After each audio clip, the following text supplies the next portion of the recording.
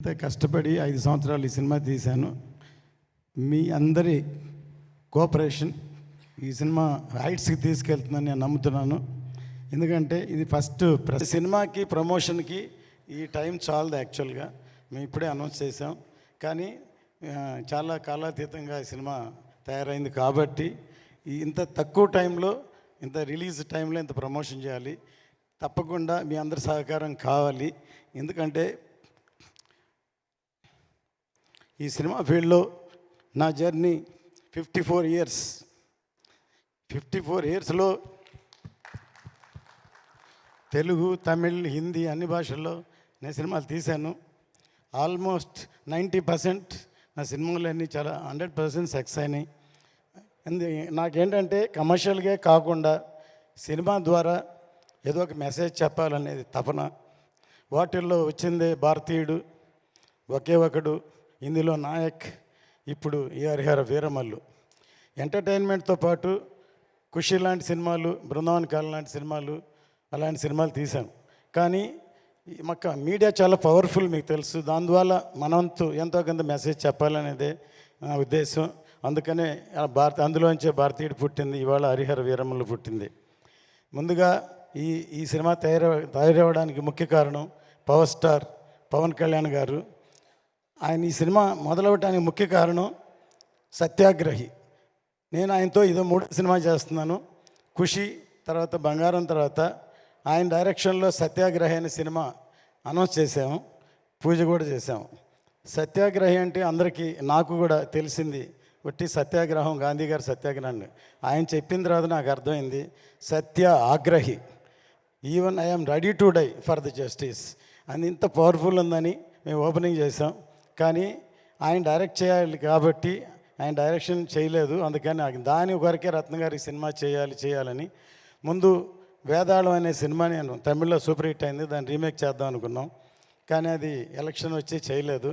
తర్వాత కృషి గారు ఒకసారి నాకు ఫోన్ చేసి ఒక లైన్ ఉందని ఈ లైన్ చెప్పారు, నాకు నచ్చింది. కళ్యాణ్ గారి దగ్గర తీసుకెళ్ళి చెప్తే కళ్యాణ్ గారు అన్నారు కృషి గారితో, నేను రత్న గారి జడ్జిమెంట్ నమ్ముతున్నాను అన్నారు. అలా మొదలైంది ఈ సినిమా. చాలా టైం అవడం వల్ల 2-3 కరుణాలు దాటింది, చాలా కాలాతీతమైంది. అందువల్ల అందరూ టెక్నీషియన్స్ కూడా ఎంతకాలం అయింది కాబట్టి అనుకోకుండా ఎప్పుడో వేదాళం సినిమానే డైరెక్ట్ చేయమని మా అబ్బాయి జ్యోతికృష్ణని కళ్యాణ్ గారు రమ్మన్నారు. కానీ అప్పుడు తను ఒక సినిమా ఆక్సిజన్ చేస్తున్నారు, మధ్యలో ఉన్న నేనే పిలవలేదు. ఒక విధంగా నేనే తనకి అపకారం చేసినట్టు. ఈ సినిమా ఏదో మా అబ్బాయి అని డైరెక్షన్ చేశాడు అని కాదు, నిజంగా నాకే హెల్ప్ చేసినట్టు. ఎన్నో రాత్రులు నిద్రపోకుండా ఈ ఒక హిస్టారికల్ ఫిల్మ్ని తను హ్యాండిల్ చేయడం విధానం అసలు కళ్యాణ్ గారు ఆశ్చర్యపోయారు. ఎందుకంటే తను +2 చదువుతున్నప్పుడే మన స్నేహం కోసం సబ్జెక్ట్ చెప్పి తమిళ్లో శరత్ కుమార్తో తీసాం. తను లండన్లో వేల్స్ యూనివర్సిటీలో చదువుకున్నాడు. ఇప్పటివరకు అవకాశం దొరకలేదు. అంటే నేను ప్రొడ్యూసర్గా ఉన్నా, నా పనిలో నేనున్నాను. కానీ ఈ సినిమాతో తనేంటో నిరూపించాడు. ఇప్పుడు ఈ ట్రైలరు బ్యాక్గ్రౌండ్ కిరవాణి గారు ఎంత అద్భుతంగా సాంగ్ చేశారు. సాంగ్ మీ సినిమా కోసం చేస్తే దాని ఉన్న బ్యాక్గ్రౌండ్స్ అన్ని తీర్చి ఇలా ఈ ట్రైలర్ తయారు చేశాడు. కళ్యాణ్ గారికి చాలా బాగా నచ్చింది. నిన్న వచ్చి కిరవాణి గారిని అభినందించారు. అంత గొప్పగా ఈ సాంగ్ ఉంది. మీ అందరికీ నచ్చిందా ఈ సాంగ్? ఫస్ట్ చెప్పండి. ఇది చాలా బాగా ఒక ట్రైలర్ లాగా ఉంది ఈ సాంగు. ఖచ్చితంగా 12వ తారీఖు థియేటర్లో వస్తుంది. ఫస్ట్ ఖుషి టైంలో హిందీలో డబ్ చేయమని కళ్యాణ్ గారు నన్ను అడిగారు. నేను ఇది ఓన్లీ తెలుగు వరకే అని చెప్పాను. కానీ ఈ సబ్జెక్ట్ ఎందుకంటే పాన్ ఇండియా సబ్జెక్ట్ కాబట్టి అందుకని పాన్ ఇండియా అని అనౌన్స్ చేసాం. సౌత్ కంటే నార్త్కి ఎక్కువ కనెక్ట్ అవుతుందని నమ్మకం.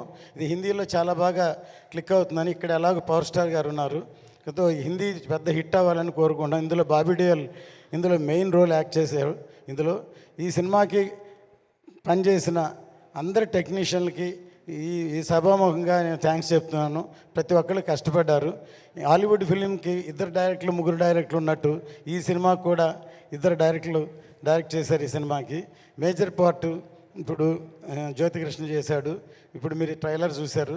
ఇంకా వచ్చే నెక్స్ట్ సాంగ్ ఈవెంట్స్ చూస్తే ఈ సినిమా ఎంత గొప్పగా ఉంటుందో. నా సినిమాని ప్రతి వాళ్ళు వాళ్ళ సినిమా సక్సెస్ అవ్వాలనే చేస్తారు, కానీ ఈ సినిమా అనుకోకుండా చాలా అద్భుతంగా తయారైంది. చాలా కష్టపడి అందరికీ సభముఖంగా థ్యాంక్ చేస్తున్నాను. 12వ తారీఖు ఎదురు చూద్దాం. జై హింద్. Thank you sir. ரத்னம் காரு. உங்ககிட்ட எங்களுக்கு ரொம்ப பிடிச்சது 2 விஷயம் சார். சார் ரத்னம் சார், சொல்லுங்க.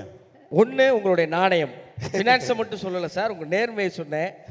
2வது, எந்த ஒரு படப்பிடிப்பு தளத்துக்கு நீங்கள் போனாலும் நான் தான் படம் போட்டிருக்கேன், நான் முதலாளிலாம் இல்லாமல் ஒரு கலைப்படைப்பு உருவாகணும்னா நான் இறங்கி எந்த வேலையும் செய்வேங்கிற உழைக்கணும்னு நினைக்கிறேன் உங்களோட எண்ணம்.